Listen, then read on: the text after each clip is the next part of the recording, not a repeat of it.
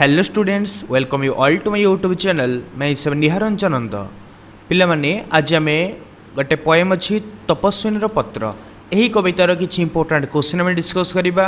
तो ये कवितार प्रथम प्रश्नटी हूँ मु किए ताहा जानिबार नुहे आवश्यक किए कहा उद्देश्य कहते। ये 2019 कॉमर्स क्वेश्चनटा आसाला। तो यार आंसर हम मु किए ताहा जानिबार नुहे आवश्यक यह सीता श्रीरामचंद्र उद्देश्य कहते। वाल्मीकि ऋषि आश्रम थिबा बेले सीता तांको पत्र रे यह उल्लेख कर। आसला क्वेश्चन नंबर 2, मंत्र जानिले सीतांकर की लाभ हब बोली कवितार वर्णित होईछि। मंत्र जानिले सीतांकर कौ लाभ हब बोली कवितार वर्णित होईछि। ए क्वेश्चनटा 2019 साइंस रे आसला। तो यार आंसर हम मंत्र जानिले सीता 100 अश्वमेध यज्ञर धन पाइबार लाभ हब बोली कवितार वर्णित। सीता रामचंद्र को लिखिथिबा पत्र रे यह उल्लेख करिसंती। तापरे आसला क्वेश्चन नंबर 3, तरुलता माने केतेबेले अथय हुअंती। ये 2019 आर्ट्स रे क्वेश्चनटा आसला। तो तरुलता माने केतेबेले अथय हुअंती ना लवकुश दुहे जेतेबेले बीणा बजाई रामायण गान करती सेतेबेले तरुलता माने अथय हुअंती। माने जेतेबेले लवकुश दी जण बीणा बजाती से समय कौन हुए ना तरुलता माने वृक्षलता माने अथय हो जाती। सेमानक रामायण गान शुणी मानव हृदय मध्य कांदी उठी थाए। तापर आसला 4 नंबर प्रश्न, क्यों भिक्षादान रे कृपण न हेबाकू सीता निवेदन करिसंती। तो यार उत्तरटी होउची नव प्रणयिनी क्यों घोर तपस्या परी क्यों मंत्र जप करी श्रीरामचंद्र को बर रूपे पाइले ताहा जणैवा पई सीता अनुरोध करी पत्र लिखिछंती। एही भिक्षादान रे कृपण न हेबाकू सीता निवेदन करिछंती। तापर आसला 5 नंबर प्रश्न, किए न कांदिब बही मानव हृदय क्यों प्रसंग रे कहा जाइछि। तो यार उत्तरटी हम सीतांक पुत्र लवकुश बीणा बजाई रामायण गान करुथुबार शुणी तरुलता चय थय होई पड़िछंती। सीता मानव हृदय बही किपरि न कांदिबे बोली प्रसंग चित्त भाव रे कहा जाइछि। तापर आसला प्रश्न नंबर 6, सीता क्यों प्रसंगरु निजको औत्सुक दमन करि पारु नथिले। सीता क्यों प्रसंगरु निजर औत्सुक दमन करि पारु नथिले ना यार उत्तरटा हम रामचंद्रक गत दुखर कहानी शुणिले सीतांक हृदय हानि हो जाए तथापि से ताहा श्रवण करिवार औत्सुक दमन करि पारु नथिले।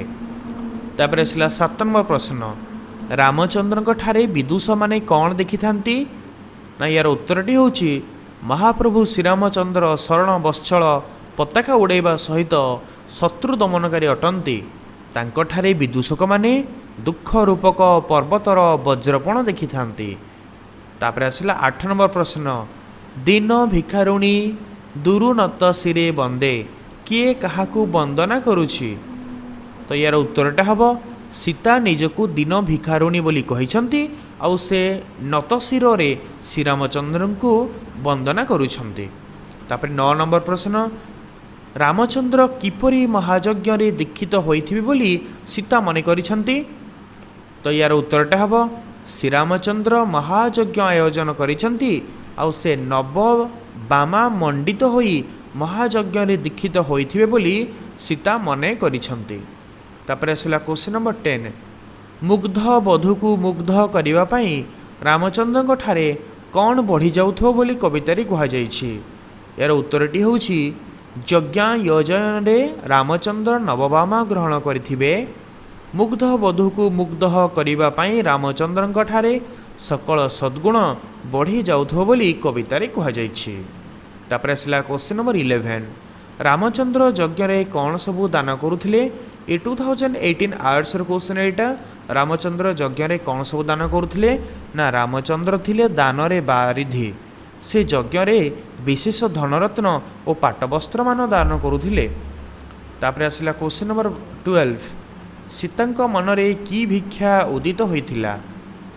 सीतांक मनरे की भिक्षा उदय होइथिला ना यार उत्तरटी होची सीतांक दृष्टि रे श्रीराम कृपामय जो नवबामा श्रीरामंक अंक मंडना होइछि से क्यों तपस्या करिथिला ओ केते काल क्यों मंत्र जप करिथिला ତାହା ତାଙ୍କୁ ଜଣାଇବା ପାଇଁ ଭିକ୍ଷା ଯାଚନା ସୀତାଙ୍କ ମନରେ ଉଦୟ ହୋଇଥିଲା। ତାପରେ ଆସିଲା କ୍ୱେଶ୍ଚିନ୍ ନମ୍ବର 13। ସୀତା ରାମଚନ୍ଦ୍ରଙ୍କ ଠାରୁ କେଉଁ ମନ୍ତ୍ର ଜାଣିବାକୁ ଚାହୁଁଥିଲେ? ତ ୟାର ଉତ୍ତରଟା ହେବ ଯେଉଁ ନବବାମା ଶ୍ରୀରାମଙ୍କର ଅଙ୍ଗମଣ୍ଡନା କରିଛି ସେ କେଉଁ ମନ୍ତ୍ର ଜପ କରୁଥିଲା ସେହି ମନ୍ତ୍ର ସୀତା ରାମଚନ୍ଦ୍ରଙ୍କ ଠାରୁ ଜାଣିବାକୁ ଚାହୁଁଥିଲେ। ଏହା ତପସ୍ୱିନୀ ସୀତାଙ୍କ ପାଇଁ ଶ୍ରେଷ୍ଠ ଦାନ ହେବ। ତାପରେ ଆସିଲା କ୍ୱେଶ୍ଚିନ୍ ନମ୍ବର 14। କ'ଣ ପାଇଲେ ସୀତା 100 ଅଶ୍ୱମେଧ ଯଜ୍ଞର ଧନ ପାଇଯିବେ ବୋଲି କହିଛନ୍ତି? କ'ଣ ପାଇଲେ ସୀତା 100 ଅଶ୍ୱମେଧ ଯଜ୍ଞର ଧନ ପାଇଯିବେ ବୋଲି କହିଛନ୍ତି? ତ ୟାର ଉତ୍ତରଟା ହେବ ସୀତା ଶ୍ରୀରାମଚନ୍ଦ୍ରଙ୍କ ଠାରୁ ତାଙ୍କ ନବବାମା ଜପ କରିଥିବା ମନ୍ତ୍ରଟି ଜାଣିବା ପାଇଁ ଭିକ୍ଷା ଯାଚନା କରିଛନ୍ତି। ସେହି ମନ୍ତ୍ର ପାଇଲେ ସେ 100 ଅଶ୍ୱମେଧ ଯଜ୍ଞର ଧନ ପାଇଯିବେ ବୋଲି କହିଛନ୍ତି। ତ ପିଲାମାନେ ଏଇଭଳି ଭାବରେ ଆମେ ମୋଷ୍ଟ ଇମ୍ପୋର୍ଟାଣ୍ଟ 14ଟା କ୍ୱେଶ୍ଚନ୍ ତପସ୍ୱିନୀର ପତ୍ର କବିତାରୁ ଆମେ ପଢ଼ିଲେ। ତ ଏଇ ଭିଡ଼ିଓକୁ ତୁମେ ଥରେ ଦୁଇଥର ଦେଖିଲା ପରେ ୟାକୁ ଦେଖିବ, ତୁମର ମନେ ରହିଯିବ। ଓକେ, ତୁମକୁ ପେପର ଲେଖିବାକୁ ପଡ଼ିବନି, କେବଳ ଭିଡ଼ିଓକୁ ଦେଖିକି ଶୁଣିକି ତୁମେ ମନେ ରଖି ନେଇପାରିବ। ଓକେ, ତେଣୁ ପିଲାମାନେ ସମସ୍ତେ ଭିଡ଼ିଓକୁ ଲାଇକ୍ କର, ଚ୍ୟାନେଲକୁ ସବସ୍କ୍ରାଇବ୍ କର, ବେଲ୍ ଆଇକନ୍କୁ ପ୍ରେସ୍ କରିକି ଅଲ୍ରେ ସେଟ୍ କରିଦିଅ, ଯାହାଦ୍ୱାରା କି ମୁଁ ଯେତେବେଳେ କିଛି ନୂଆ ଭିଡ଼ିଓ ଅପଲୋଡ଼ କରିବି ତା ନୋଟିଫିକେସନ୍ ସିଧା ଯାଇକି ତୁମ ପାଖରେ ପହଞ୍ଚିଯିବ। Okay, best of luck for your exam. God bless you all. Thank you very much.